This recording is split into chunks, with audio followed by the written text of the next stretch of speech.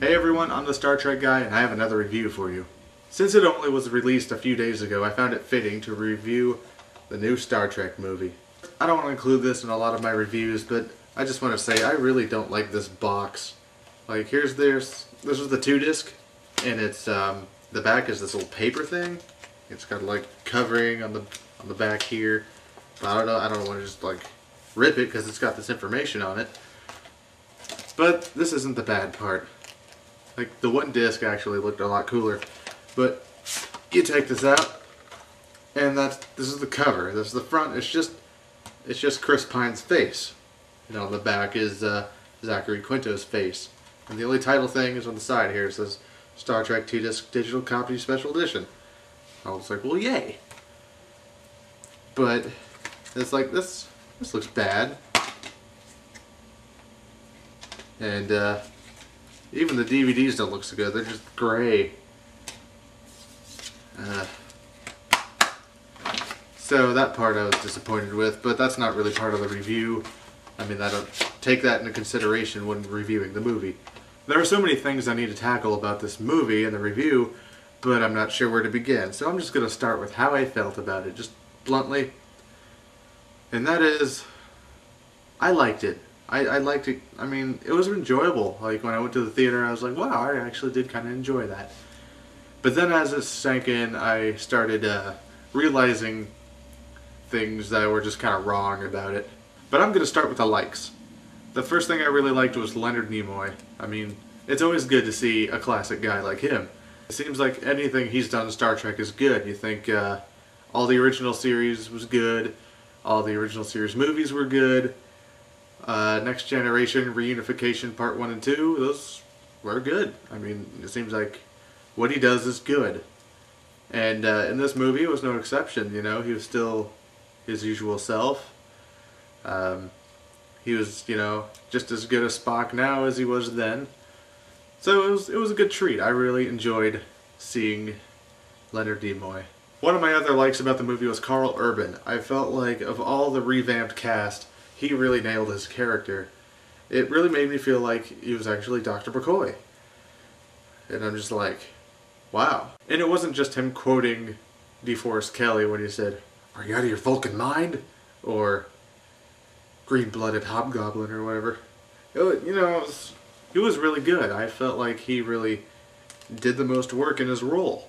I'm going to admit here, I did like a little of the classic Star Trek references, like, you know, green women, and in that scene where they see Scotty for the first time, he has a Tribble next to him. Tribbles are always cool. Little Tribbles. But those are good. Something that didn't quite work out was when Scotty said something about Admiral Archer's prized beagle. I'm sure they're referring to Captain Archer from Enterprise, but it's not quite realistic that it's actually that Archer, because by that time Archer would be like, I think in his 140s or something like that. Nonetheless, it was a good attempt, and surely Porthos the Beagle would not be alive by then. Goodness. Poor dog. Okay, some huge dislikes of mine. The revamping of Uhura, I really did not like it. It was not Uhura at all. She never had a thing for Spock. I mean, that kind of thing was just bad. I was in no way reminded of the original Nichelle Nichols Uhura. No. They just didn't do it for me. I didn't like the discontinuities. By discontinuities, I don't mean discontinuities between the old Star Trek and the new Star Trek. I'm talking about discontinuities within the movie itself. At Vulcan, and Checkov was saying through the ship broadcast that they detected what appeared to be a lightning storm in space. Now, that was triggered by the singularity when Nero first went through. But, so there would be no reason for there to be a lightning storm in space at Vulcan, because they just show up and start drilling into the thing. Where's the lightning storm in space about? Which is what Kirk heard and came to the realization that everyone was in danger. But it's all wrong. That shouldn't be, because there should be no lightning storm in space. So loophole right there. It was just like, ugh. I hated it when I realized that. I hate it when I just realize discontinuities. Time travel thing. Okay, this thing kind of irks me. I'm going to need something to write with. Well, I have something to write with, but I need paper. Stand by. Okay, got something to write on. Got a marker. Let's do this.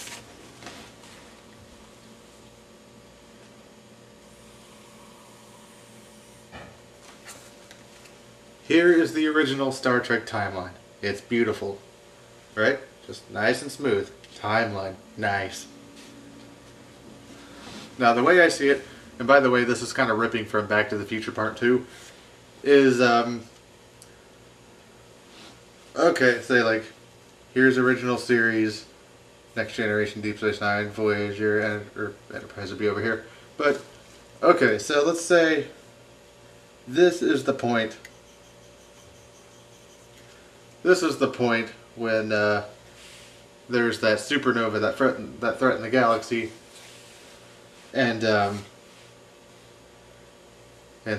you know, they go back in time, or whatever. Okay, so Nero went through first. Let's say that's, oh, well, let's say that's right here in the timeline. So this is in the past. Nero goes back in time through the thing by accident and goes through this thing right here. And this, you know, affected, you know, made changes, and they said that their destinies have changed. So what I'm thinking here is this is what happened.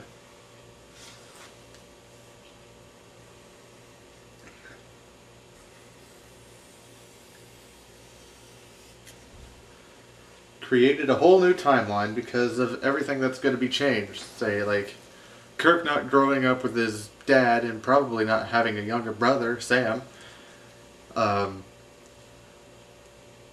You know, and also, and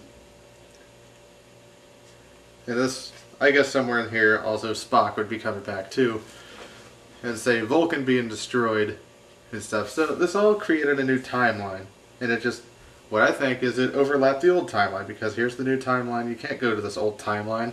So what people are trying to say that there are now two timelines, two parallel universes, but I don't think that's true. I think the new timeline overlapped the old timeline, so virtually, pretty much this whole thing never happened. It never happened because it's not going to happen the way that this happened. There's no way you can undo the destruction of Vulcan. And this would affect Voyager, because I think at this time Tuvok would be young. He'd be a very young age, and you know, when Spock said there's no more than 10,000, how do you know Tuvok is among that 10,000 that survived? So that's kind of what I feel about that. It's kind of sad. So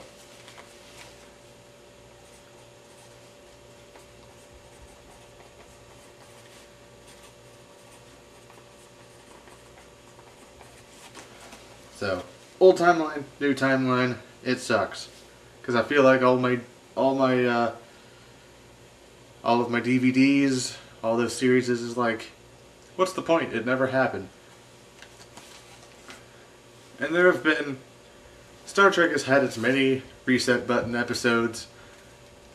You know, it's like, but not just reset button episodes, but you know, it's like something's changed. But it always went back because they knew that's not how it was supposed to be. So, but people try to explain there are now two timelines. Well, I don't know how it can be any different than this. However, all in all, I thought it was a really fun movie. All the action and all of that was just really great for me. But I just have to get used to the fact that it is canon, and that is what happened. And, well, maybe, hopefully, they can find a way of restoring it. Well, that about does it this time. Thank you for watching, and I hope you enjoyed Star Trek 2009, and I hope to have some more reviews. So, check you later.